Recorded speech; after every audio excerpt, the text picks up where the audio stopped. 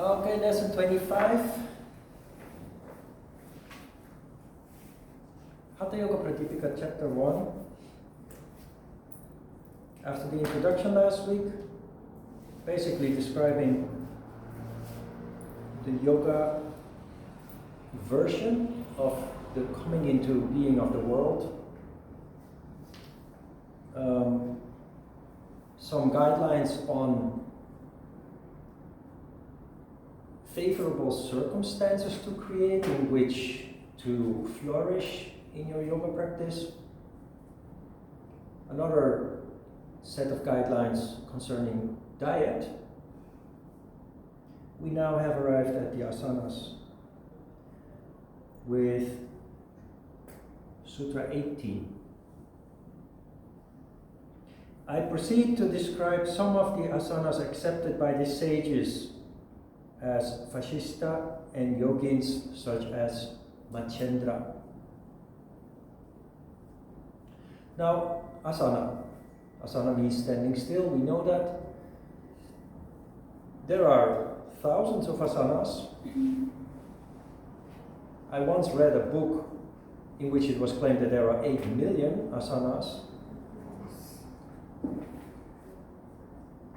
Anything that you do standing still basically becomes an asana, so it's limitless, it's endless. That's not so important. What Fatmarama is doing here is introducing asana, but not just asana. He says these that follow are accepted by the sages as Vashishta and yogins such as Machendra. Machendra, the first human being who came out of the sea. So he is again drawing your attention here, saying what follows is not just asana. These are particular asanas. These are considered by authorities, even as much as Machendra and Vashishta, as considered as very effective, powerful, essential exercises.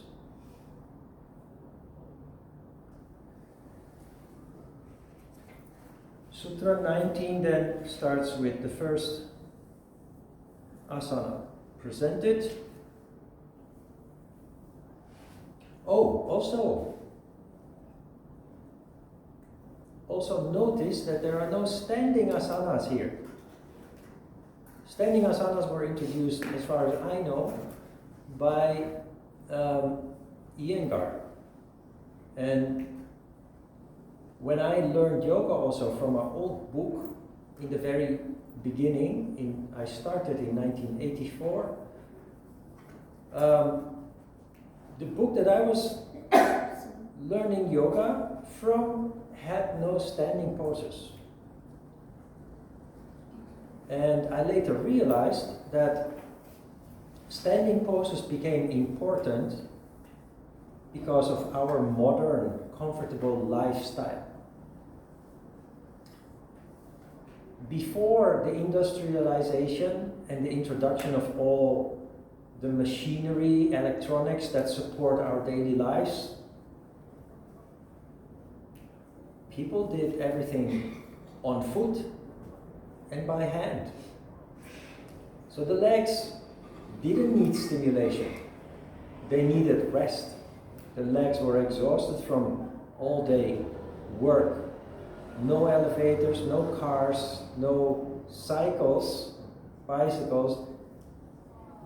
Everything was done on foot. So more than enough stimulation for the lowest chakras. We have a totally different situation now because of sedentary lifestyle.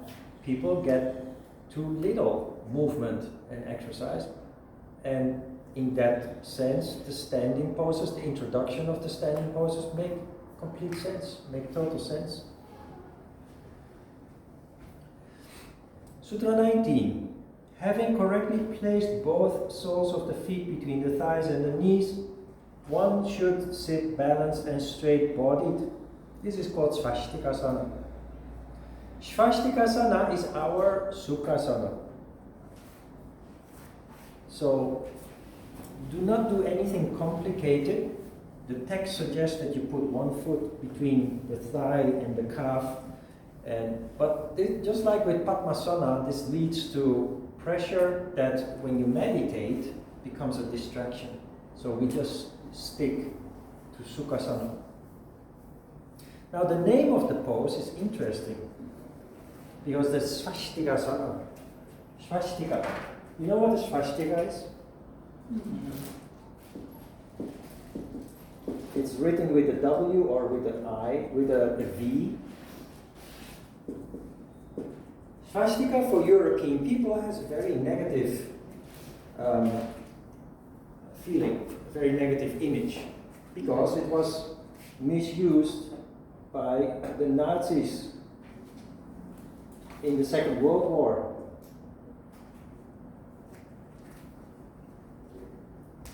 So it's being identified with the Holocaust, with the many other killings that took place in the Second World War, the massacres and what have you, fascism.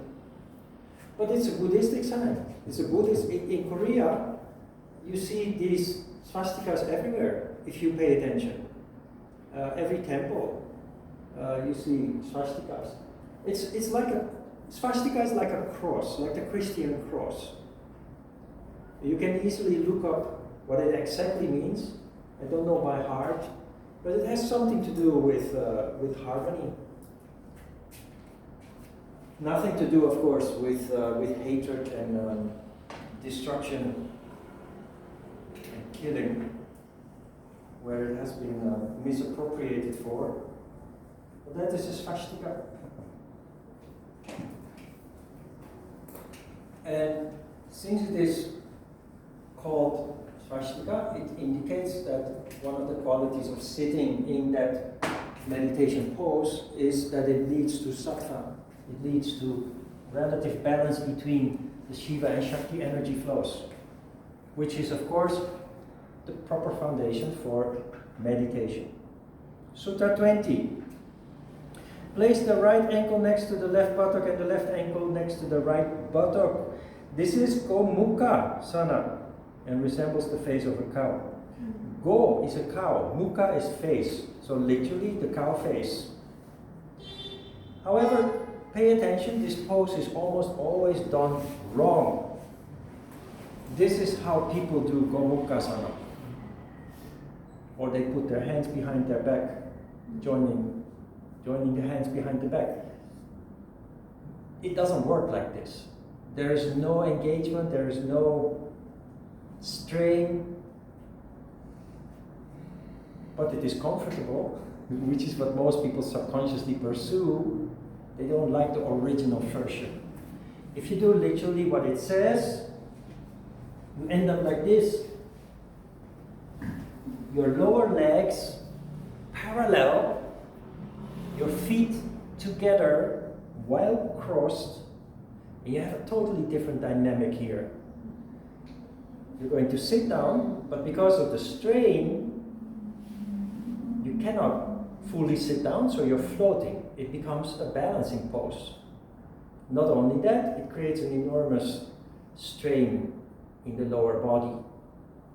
And then you join the hands behind them. Try it out.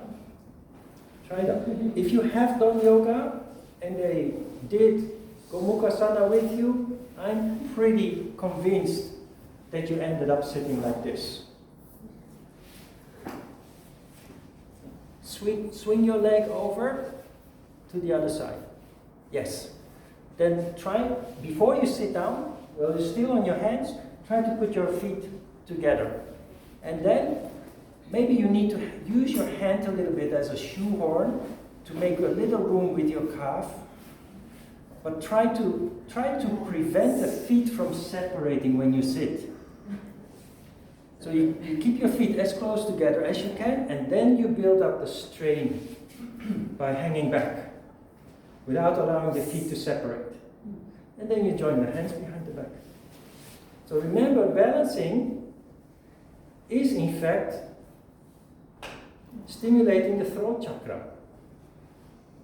And the activity with the legs is don't cross your foot over to the, just cross the leg, yes, and then try to hang back. No, it's good. Balance is...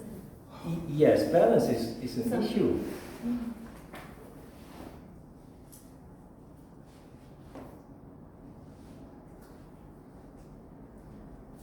Try to hang back a little more.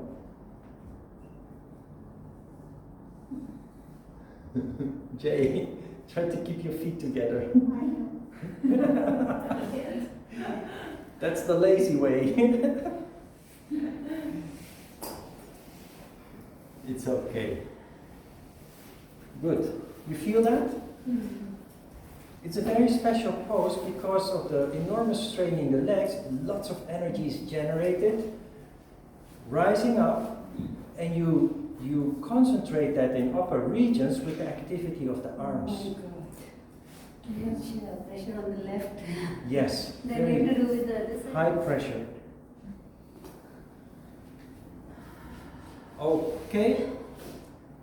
Sutra 21 describes the when you switch your legs. So it's asymmetric, so you repeat on the other side. Place one foot firmly on the other, thigh and the right thigh on the other.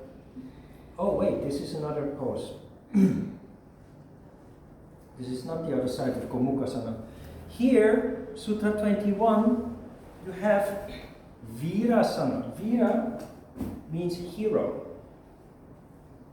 It's a very common, fairly common pose, fairly common asana in yoga. You try to sit in between your ankles.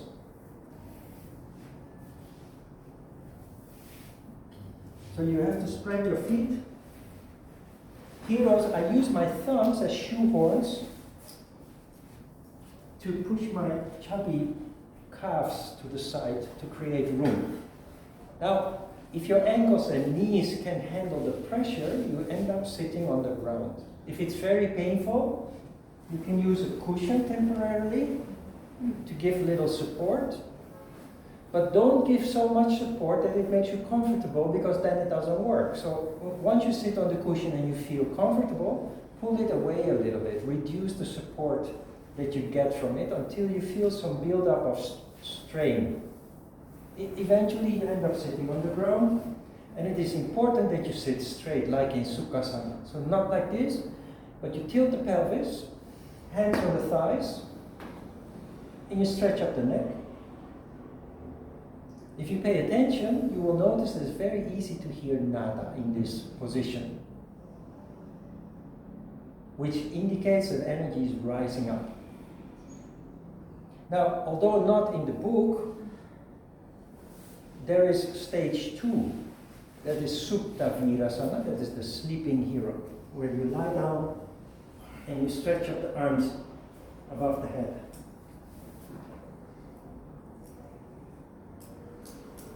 So, in a practical way, in practical terms, this exercise strengthens your knees and ankles enormously if you do it regularly. I do it every day. It's part of my daily routine. Is that important? Yes. Most common injuries in daily life and in sports are knee and ankle injuries, because the knees and the ankles are delicate joints that connect huge muscle groups. And so there is an imbalance in strength between the strong muscle groups and the relatively weak joints. When you do Virasana on a regular basis, that balance of strength becomes more aligned, and it's much less likely that you sprain or twist your ankles or knees. Is there a sprain here? I do this. Very much. Too much. If it's too much, then you have to build it up slowly with time by doing it regularly, but you can sit on a cushion for a while to reduce the strain and gradually build it up.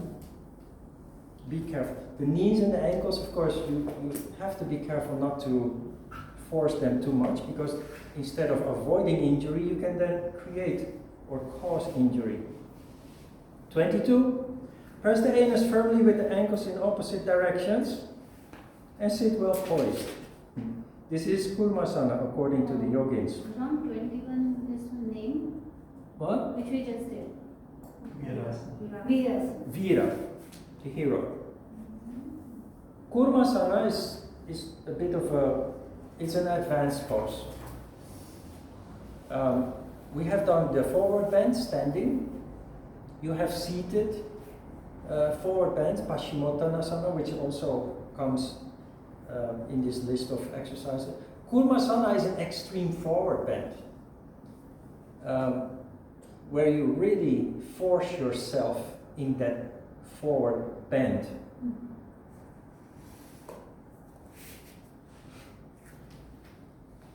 So,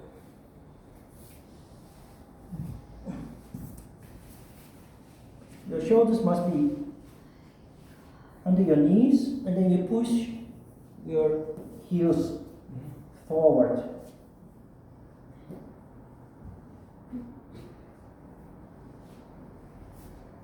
And you end up like that. You can try it out, but be careful. See how far it goes without too much pain. A little bit discomfort is inevitable, but avoid pain. If you pursue this on a regular basis, it is not difficult to eventually be able to do it. And if you're relatively in a good condition because of other asana practice, it's easy to adapt to Gomukasana.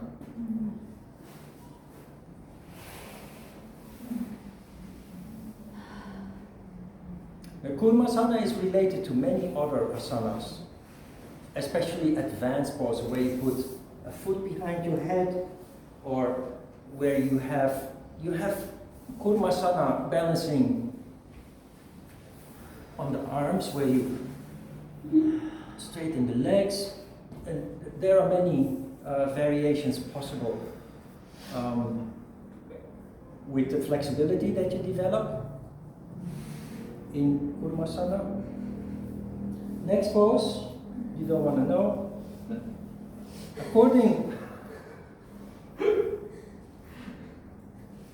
Next pose is not so difficult. No, it's Gomukasana. Assuming the Padmasana, insert the hands between the thighs and the knees, planting them firmly on the ground, rise in the air. This is Gomukasana. 24, assuming the Gomukasana, wind the arms around the neck and lie on the back like a tortoise. This is called Uttana Gomukasana. Gomukasana starts with Padmasana. Padmasana is the lotus. Then the leg that is on top must be locked in first. So you make room here. Make room, then put your hands through.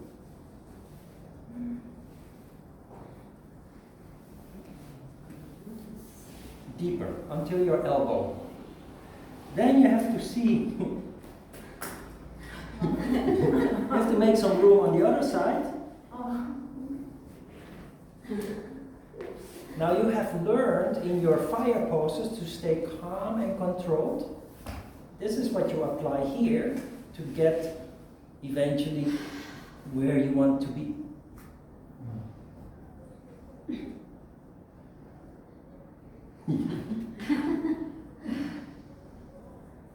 Ta-da! Gokutta. First of all, Padmasana. How to get out of it? Oh yeah, slowly. Yeah, otherwise your arms fall off. Gokutta, you want to try it out? I thought so. My legs are too chunky, I can't get my feet back enough to get up. Yeah. There's no space. Yeah. Actually, you can of course modify. If you can't do a Padmasana, maybe you can do half Padmasana. Put one hand in, one hand out. You can simplify it and basically train yourself with the simplified versions until with time you develop the flexibility and the skill to do the full version. So remember what we have been talking about since the beginning. Body is also turning and floating. Don't pursue perfection, just play. It's an interesting challenge, and if you do it regularly, you actually see progress, and that is really rewarding. Seeing progress on a regular basis is much more rewarding than the perfect pose. So stay playful, try it out, and very important, do not avoid these poses just because they are difficult.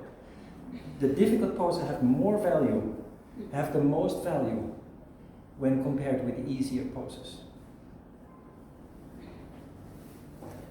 Sutra 25, taking hold of the toes with the hands, keep one arm stretched in front and draw the other up to the ear as if drawing a bow.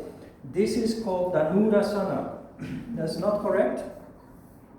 The text and the drawing do not match.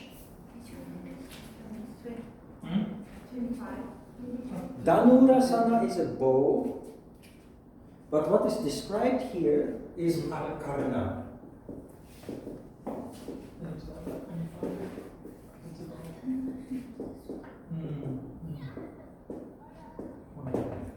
Akarna means, karna is ear, a means at. The drawing, or Dhanura means bow, it's a bow. That is this one, Dhanurasana. It will be on the schedule soon. But Akarna Dhanurasana is a seated pose. If you follow the description, you end up like this. Akarna, at the ear. And it resembles drawing a bow before you shoot the arrow.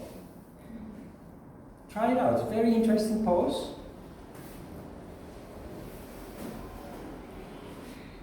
It engages parts of the body that you do not engage in many other poses.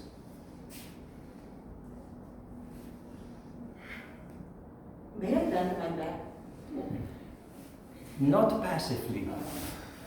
So not like this. You try at the same time to erect.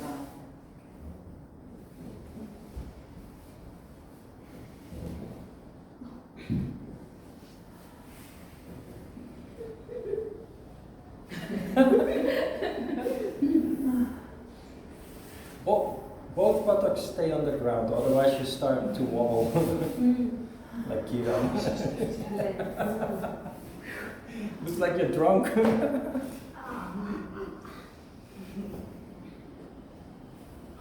Hell? I'm obviously joking.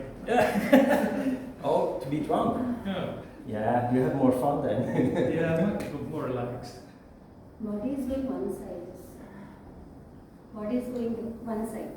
Yeah. Alright, 26. Place the right foot at the base of the left thigh and the left foot outside the right knee. Take hold of the right foot by the left hand and the left foot by the right hand. And remain with the body turned around to the left. This is the asana described by Machendra.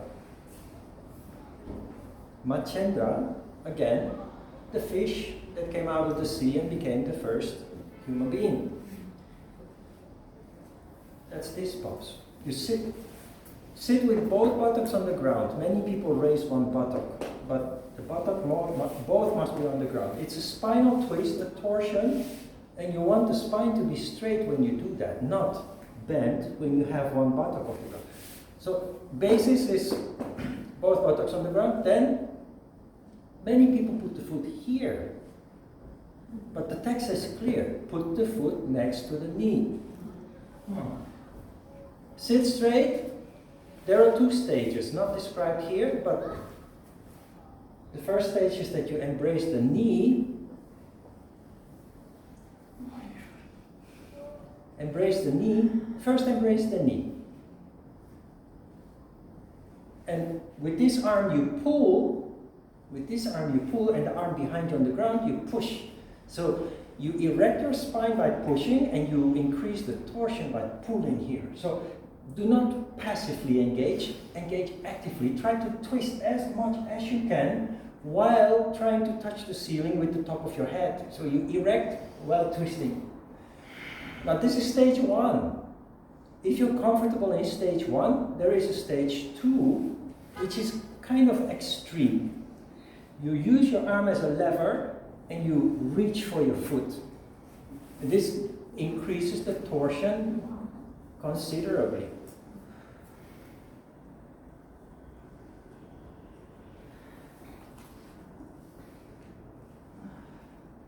Left arm.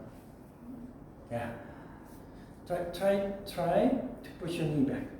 There you go. Then you have room.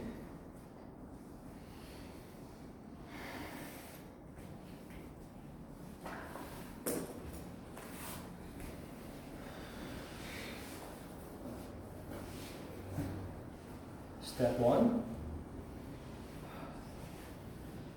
You're comfortable enough and enough room. You try step 2. Also in step 2, both buttocks must stay on the ground, and you try to keep the back as straight as possible.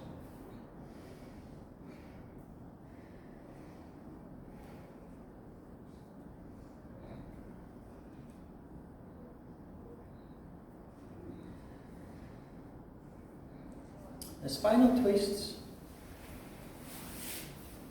stimulate the spine, and although not a powerful Kundalini pose, which follow later, it is an exercise that lets lots of energy rise up. Try this out for yourself when you're upset, when you're emotional. Of course, the last thing you think about is to sit down and do Machendrasana. But try it out and you will see. The moment you do this, that energy rises up and you become calm instantly. So powerful. Your emotion, your anger, or whatever it is that you're dealing with at that moment just disappears like snow before the sun. It's really amazing. It's the last thing that you think of, but as an experiment, try it out. You will see. Now, this is the first asana where Svatmarama dedicates another sutra to explaining it. That means that this is, compared to what we have done so far, is an exercise of greater significance. The more important the pose, the more sutras are dedicated to it. You will see. 27, therefore, says, this Machendrasana, which increases appetite by fanning the gastric fire, is a weapon that destroys all the terrible diseases of the body. With daily practice, it arouses the Kundalini, and it makes the moon steady in men. The gastric fire, that is this ball of fire in your belly that constitutes Muladhara chakra, Svadhisthana chakra, and Manipura chakra. So it's actually not your digestion, but the digestive organs are there in that location, so digestion will improve. And the uptake, the absorption of nutrients in the intestines also increases. It's a weapon that destroys all the terrible diseases of the body. We have talked about disease before. Disease is caused by blockages in the energy circulation and lack of energy. So this asana not only leads to more balance between Shiva and Shakti energy, but it increases the amount of energy. And the final sentence is that it practice of this exercise arouses the Kundalini, which is that energy that rises up that makes you calm when you're upset. And very important, it makes the moon steady in men. That is a very interesting element. And not only this pose makes the moon steady in men, yoga practice in general makes the moon steady in men. You know what that means? Generally, men have this instinctive aggression in them. And it's what makes many people uncomfortable, including me. Honestly, generally, I cannot communicate with normal men because the moon is not steady in them. They have this overbearing, they have this urge to control, they have this urge to manipulate, to conquer, and you feel that. And for me, I think I told you before at some time that I always get attention from homosexual men, from gay men, because the moon is steady in me. What it means is that when the moon is steady, the moon is of course Shiva energy. It's about the moon gate, Chandra Bindu, where Shiva energy flows in. The sharp edges are shaved off. The sharp edges of that masculinity, that masculine aggression, that is instinct, of course.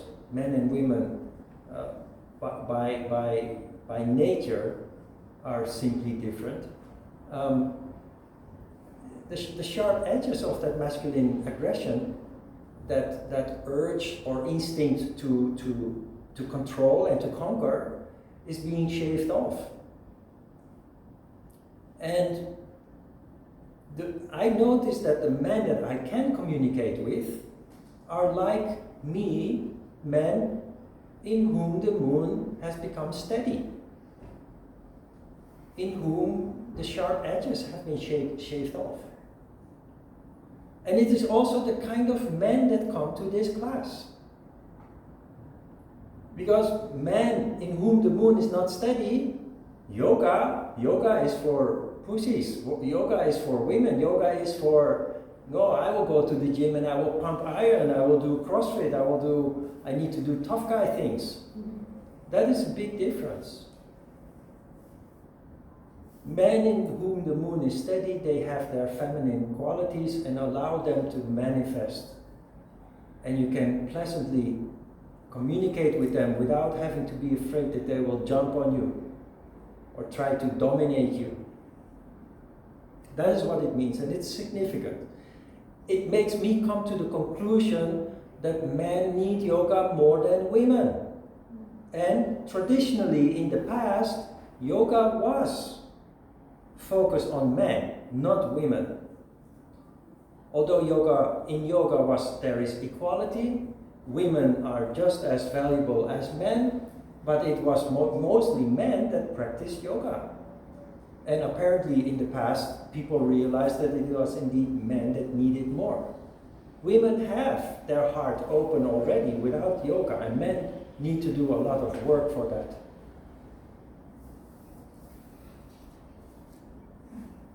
'28. Stretch out both the legs on the ground without bending them, and having taken hold of the toes of the feet with the hands, place the forehead upon the knees and rest thus. This is Paschimottanasana. Now, the part of putting the forehead on the knees and resting, I don't agree with, because it gives the impression that you must relax in poses. There is no pose, except maybe Savasana, the corpse pose. There is no asana where you relax. And many yoga teachers actually, they walk around the class with their hands on their back and they say, relax. But that is not correct, because relaxing is tamas. Relaxing is something that you do at another time, at another moment. But when you practice yoga, you must engage but you engage in a particular way. By not moving and steadying yourself in the engagement that you build up. Paschimottanasana is a forward bend that we have done standing so far. When you do it sitting on the floor, it's more advanced. And it will soon show up in our exercise schedule. Sit straight. So you start first by sitting straight, then you reach for the big toes, if possible without bending the back.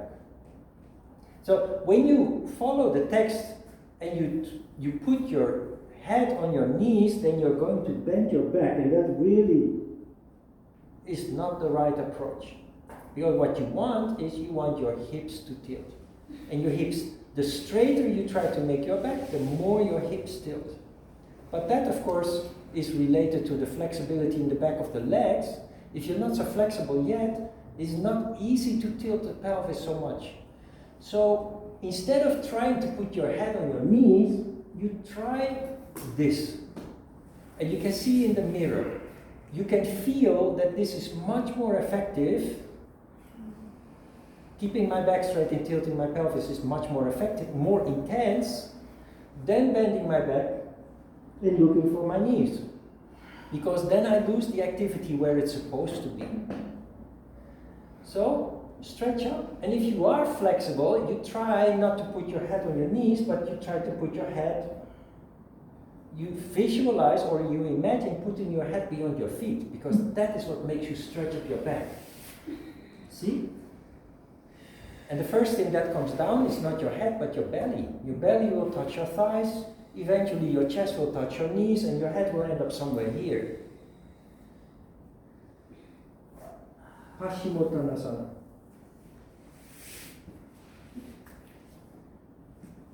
There are ways to modify. If you're not so flexible in the hips yet, you can sit on a cushion, and the cushion will then propel you forward. It stimulates the tilt of the pelvis. Then, of course, if you're lacking flexibility, you can do it standing up. You go back to a less advanced version of the pose. If you do it often enough standing up, you develop more flexibility. Then when you try it again sitting on the floor, you notice that it becomes easier.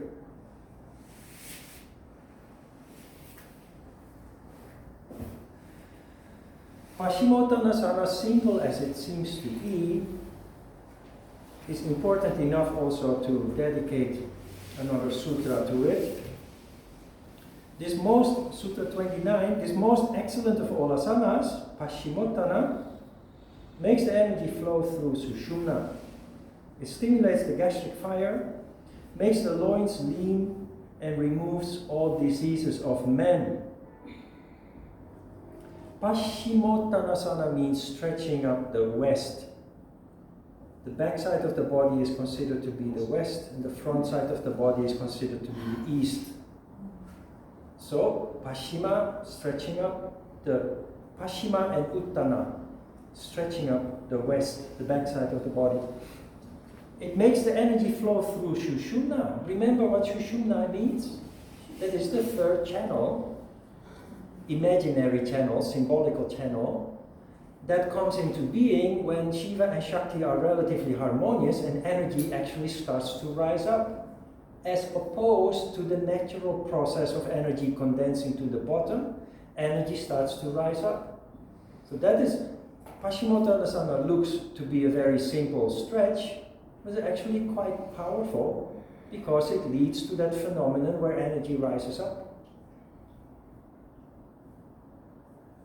It stimulates the gastric fire, which basically all asana does stimulate gastric fire. Agni, vitality, vital energy. But some exercises, of course, do that more effectively, more strongly than other asanas. It makes the loins lean, and it removes all diseases of men. Now, I don't know exactly what all the diseases of men are. Maybe prostate and But I think it goes back to what we saw in making the moon steady in men, aggression and lack of empathy, lack of care, as opposed to the qualities of women. So I'm not sure if it is related to the typical physical diseases of men, or whether it's about instinct and characteristics and what have you. I suspect it's the second one. 30.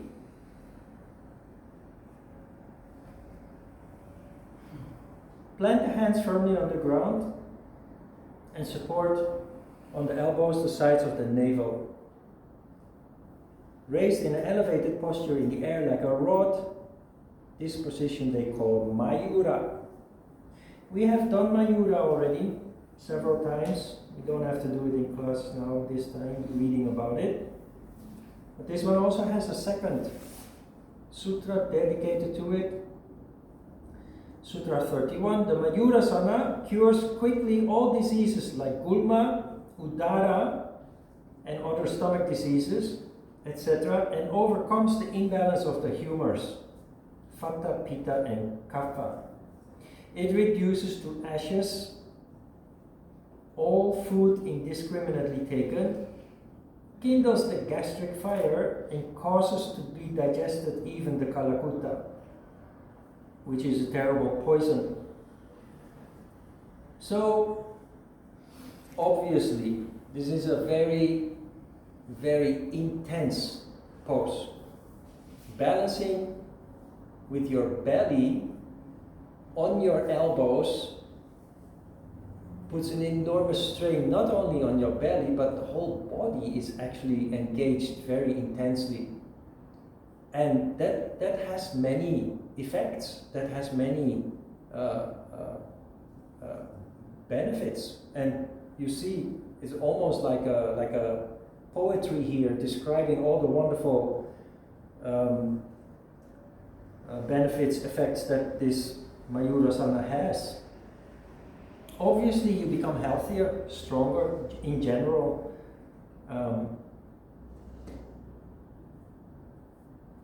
Food indiscriminately taken is very appropriate in the time that we live in.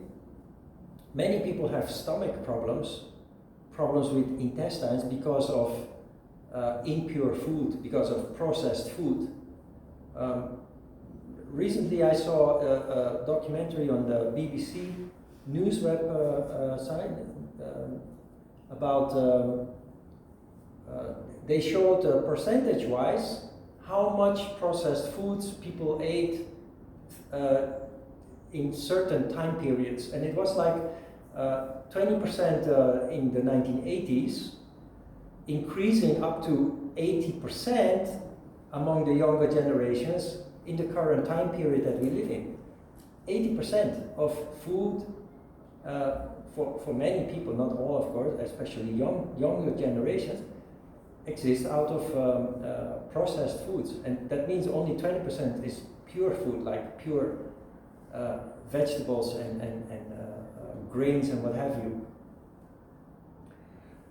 But the stomach is not designed for all these processed foods, so many people do have issues with digestion. This pose, when done regularly, is not an excuse to eat processed foods, but it will improve the digestion considerably. And to underline that, the sutra ends saying that it even leads to the digestion of poison, the kalakuta poison. There are yogis, like we saw before, that there are yogis that have themselves buried for weeks, sometimes even months, and then being dug up and still being alive. There are also yogis who show their quality as a yogi. It's not to brag or to show off, but it is simply to establish that they are indeed yogis. There are yogis that swallow amounts of poison that would normally kill a person. And sutras like this are kind of instigating that.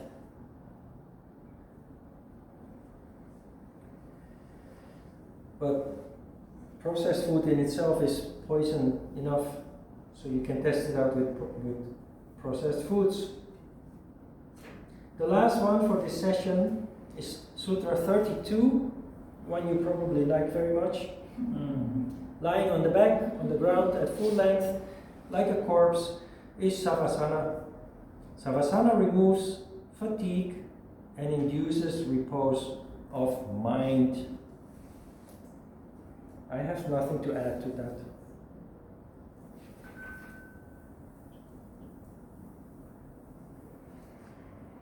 I make stupid jokes all the time also about Savasana, but we live in very challenging times and most people are actually too busy and need more Savasana. People need more rest to balance. Without more rest, people slowly burn out, and you will reach a point that you actually might end up with a burnout, physically first and then mentally as well. So all jokes aside, Savasana is important. Resting in daily life in between activities is crucial. And for yoga practitioners, you will see that you become more and more sensitive towards this need for rest. So if possible, try to make adjustments so that you can actually accommodate that, because rest is very important to avoid burning up, literally burning up. Questions? Okay, let's have a short break.